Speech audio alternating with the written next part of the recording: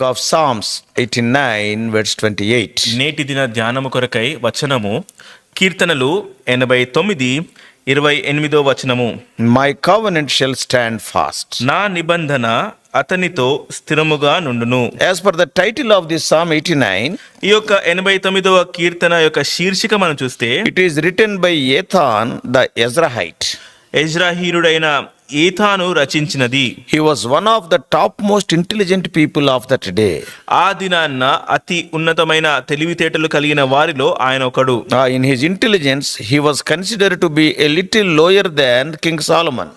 చూసుకున్నట్లయితే సొలొమోను కన్నా కొంచెము తక్కువ స్థాయిలో తన యొక్క తెలివి ఉన్నట్టు మనం చూస్తాము. In 1 Kings 4:31 we can read it.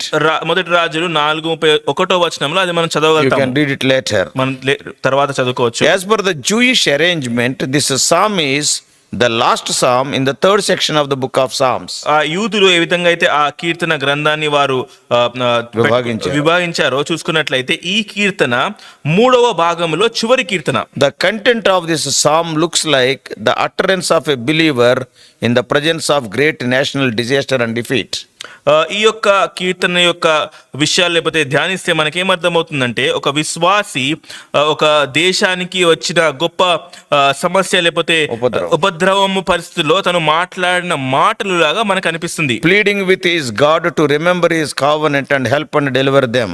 దేవునితో ఈ విధంగా గోజాడుతున్నాడు, దేవా నీ యొక్క నిబంధనను, మా పట్ల ఉన్న నిబంధనను గుర్తుపెట్టుకో, మమ్మల్ని రక్షించు, మమ్మల్ని విడుదల అనుగ్రహించు అని ప్రార్థిస్తున్నాడు. Apparently Israel had suffered some military setbacks that threatened its existence. చూసుకున్నట్లయితే ఇశ్రాయేలీయులు ఆ యొక్క సైన్యము సంబంధించిన కొన్ని ఓడిపో పరిస్థితుల్లో వారు వెనుకంజ వేయాల్సి వచ్చిన ఉనికి కోల్పోయే పరిస్థితులు, వెనుకంజ వేయాల్సిన పరిస్థితులు వారు అనుభవించినట్టు మనకు తెలుస్తుంది. This caused some people to think that God had forsaken his anointed king. వారిలో కొంతమందికి ఎటువంటి తలంపు వచ్చిందంటే, ఈ కారణం చేత దేవుడు తన అభిషేకించిన రాజును మర్చిపోయినాడేమో అనే యొక్క విడిచిపెట్టాడేమో అనే యొక్క తలంపు వారికి వచ్చింది. The psalmist therefore recalls the covenant promise God made to David to preserve the dynasty forever.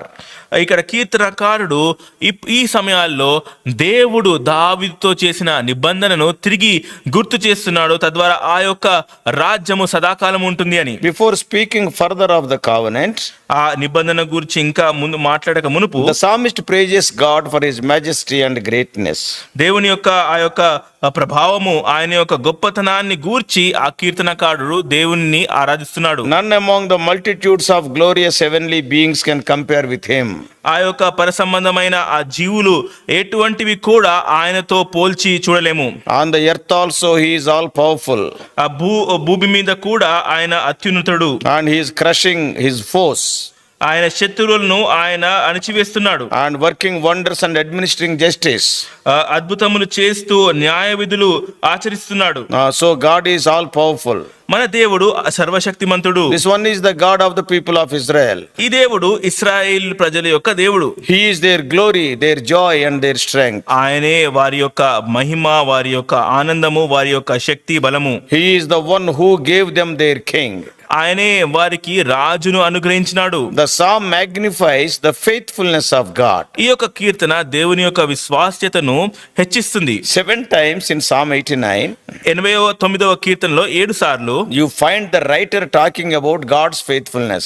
ఈ యొక్క కీర్తనకారుడు దేవుని యొక్క విశ్వాస్యత గురించి మాట్లాడటం మనం చూస్తాము. Have you ever thought of God's faithfulness in your life? నువ్వు ఎప్పుడైనా నీ జీవితంలో దేవుని యొక్క విశ్వాస్యత గురించి నువ్వు ఎప్పుడైనా ఆలోచించినావా? Too often, many times we are prone to focus on our faithfulness and on our own faith. చాలా సార్లు మనము మన స్వంత విశ్వాస్యత, మన విశ్వాసము గురించి ఆలోచిస్తూ ఉంటాము. Victorious Christian living does not mean I am faithful to him. ఒక క్రైస్తవుడు విజయవంతముగా జీవిస్తున్నాడు అంటే దానికి నేను ఆయనకి విశ్వాసముగా జీవిస్తున్నానని కాదు, కానీ It means I am trusting a faithful God who cannot fail. అలానే అర్థం ఏంటంటే, విజయవంతంగా ఉన్నానని అర్థం ఏంటంటే నేను ఎప్పుడు ఓడిపోని లేకపోతే ఎప్పుడు విడనాడని ఒక విశ్వాస్యత కలిగిన దేవుణ్ణి నేను విశ్వసిస్తున్నాను అని. That is his secret. అదే రహస్యము. So in our victorious life, it is not our faithfulness, God's faithfulness counts. మన యొక్క విజయవంతమైన జీవితంలో మన విశ్వాస్యత కాదు, కానీ దేవుని యొక్క విశ్వాస్యత అది ప్రాముఖ్యము. Assured of God's perfection and sovereignty, the psalmist turns to consider the covenant God made with Israel. దేవుని యొక్క పరిపూర్ణత, దేవుని యొక్క సార్వభౌమత్వాన్ని యొక్క నిశ్చయత కలిగి ఆ యొక్క కీర్తనకారుడు దేవుడు ఇశ్రాయేలుతో చేసిన ఆ నిబంధనని తను గుర్తు చేసుకుంటున్నాడు. He outlines how God chose David to be his anointed king. ఏ విధంగా దావీదుని దేవుడు తన యొక్క అభిషిక్తుడైన రాజుగా ఎంచుకున్నాడో దాన్ని తను రాస్తున్నాడు. He talked about how God gave David victory over all his enemies. దేవుడు దావీదుకి ఏ విధంగా తన శత్రువుల మీద విజయాన్ని అనుగ్రహించిన దాని గురించి రచించినాడు. How he enlarged his kingdom beyond the borders of Israel. Israel యొక్క సరిహద్దులకు మించి తన యొక్క రాజ్యాన్ని ఏ విధంగా విస్తరించినాడు దాని గురించి How రాసినాడు. God gave David power and glory. ఏ విధంగా దావీదుకి దేవుడు శక్తి, అధికారము, మహిమ అనుగ్రహించినాడు. Above all, the verse for our meditation today speaks of the covenant God made with David to establish his dynasty permanently. దానికన్నా మించిన విషయం ఏంటంటే ఈ యొక్క వచనము, మన నేటి ధ్యాన వచనము చూసుకున్నట్లయితే దేవుడు దావీదుతో ఆ నిబంధన, తన యొక్క రాజ్యాన్ని స్థిరపరుస్తాడు అనే ఒక నిబంధన గుర్తు చేసేదిగా ఉంది. Even if some kings proved unworthy in the lineage of David, దావీదు యొక్క వంశావళిలో చూసుకున్నట్లయితే కొంతమంది రాజులు అయోగ్యులుగా జీవించినా కూడా God promised that he would not alter his plans. దేవుడు తన యొక్క ప్రణాళికలను మారుస్తాడని, మార్చడు అని వాగ్దానం చేసినాడు. He had chosen the dynasty of David as the means of bringing Messiah. దావీదు యొక్క ఆ యొక్క రాజవంశమును మెస్సయాన్ని తీసుకొని వచ్చే ఆ రాజవంశముగా తను గుర్తించినాడు. So heaven and earth may pass away, not the word of God. భూమి పరలోకము గతించిపోను కానీ, భూమి ఆకాశం గతించిపోను కానీ దేవుని వాక్యము గతించిపోదు. Once he promised means it will come to pass according to the divine timetable. ఒక్కసారి దేవుడు వాగ్దానము చేసినాడు అంటే దైవిక ఆ యొక్క సమయం, కాలపట్టిక అనుసరించి అది జరిగింపబడుతుంది. So in this psalm, God described the many blessings he placed upon David.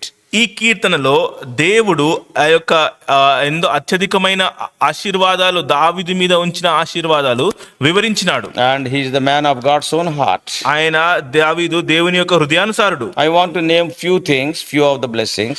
కొన్ని ఆశీర్వాదాలు నేను వాటిని చెప్పాలనుకుంటున్నాను. Number 1, మొదటిగా the blessing of help. I have given help.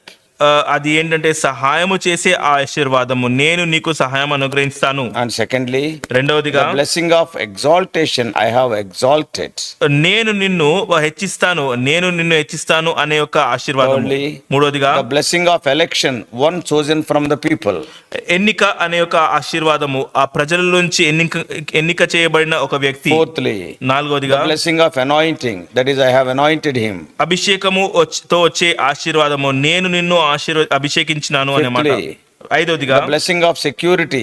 ఆ యొక్క సురక్షితము లేకపోతే భద్రతతో కూడిన ఆశీర్వాదము, with whom my hand shall be established. ఆయన చేతి ద్వారా, ఆయన ద్వారా నా చేయి స్థాపించబడుతుంది అని. Sixthly, ఆరవదిగా the blessing of God's own strength. దేవుని స్వంత శక్తి యొక్క ఆశీర్వాదము, My arm shall strengthen him. నా యొక్క చేయి ఆయనని బలపరుస్తుంది. Seventhly, ఏడవదిగా the blessing of protection. రక్షణ ఆశీర్వాదము, The enemy shall not outwit him, nor the son of the wicked afflict him. ఆ శత్రువు లేకపోతే అపవాది యొక్క కుమారుడు కూడా ఆయన్ను పట్టుకోలేడు లేకపోతే ఆయన తాకలేడు అనే మాట. Eighthly, ఏడవదిగా the blessing of vindication. That is, I will beat down his foes before his face and plague those who hate him. సూచనగా వచ్చే ఆశీర్వాదము, తన యొక్క శత్రువులను నేను కిందకు తీసుకొని వస్తాను లేకపోతే హతమార్స్తాను అనే మాట. Ninthly, తొమ్మిదవదిగా the blessing of ongoing faithfulness and mercy.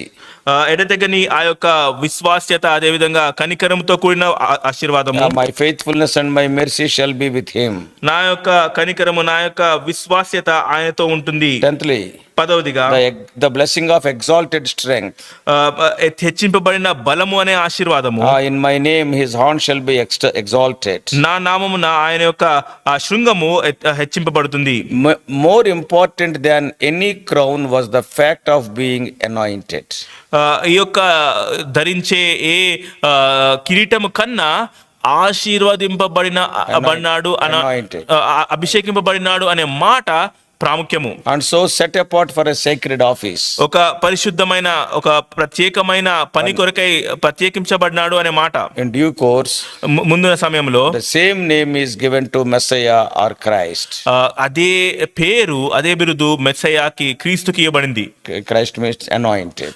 క్రీస్తు అంటే అర్థము So, dear అభిషేకించబడిన brothers వాడు. and sisters, ప్రియ సహోదరి సహోదరుడా, in our lives also, మన జీవితాల్లో కూడా we too tasted His mercy and daily we are experiencing it. మనం కూడా ఆయన యొక్క కనికరము మనము రుచి చూస్తున్నాము, ప్రతిదినము దాన్ని అనుభవిస్తున్నాము. His covenant is also an eternal covenant. ఆయన యొక్క నిబంధన నిత్యమైన నిబంధన. Being the born again children of God, మారు మనసు పొందిన దేవుని బిడ్డలుగా we are the people of the new covenant and it is a better covenant. మనము ఒక నూతన నిబంధన యొక్క సంబంధం చెందిన ఆ యొక్క విశ్వాసము అది శ్రేష్టమైన నిబంధన. And truly we are privileged people. నిజముగా మనము ఎంతో ఉత్తమమైన ప్రజలము. So privileged, ఆధిక్యత కలిగిన ప్రజలము. Let us thank and worship the Lord all the days of our life for the unmerited favor. దేవుడు మనకి అనుగ్రహించిన ఆ యొక్క మనము అనర్హమైన అర్హులం కాని ఆ యొక్క ఆశీర్వాదం కొరకై దేవుణ్ణి మన జీవితాంతము ఆరాధిద్దాము. So his covenant shall stand fast. ఆయన యొక్క నిబంధన ఎడతెగక ఉండును. And his mercy, he will keep forevermore. నీ కృప నిత్యము అతనికి తోడుగా నుండజేసును. So we can apply those things to our lives also. ఆ విషయాలు మన జీవితానికి మనం అన్వయించుకోవచ్చు. He is a faithful God. ఆయన విశ్వాస్యత కలిగిన దేవుడు. Let us pray. ప్రార్థన చేసుకుందాము.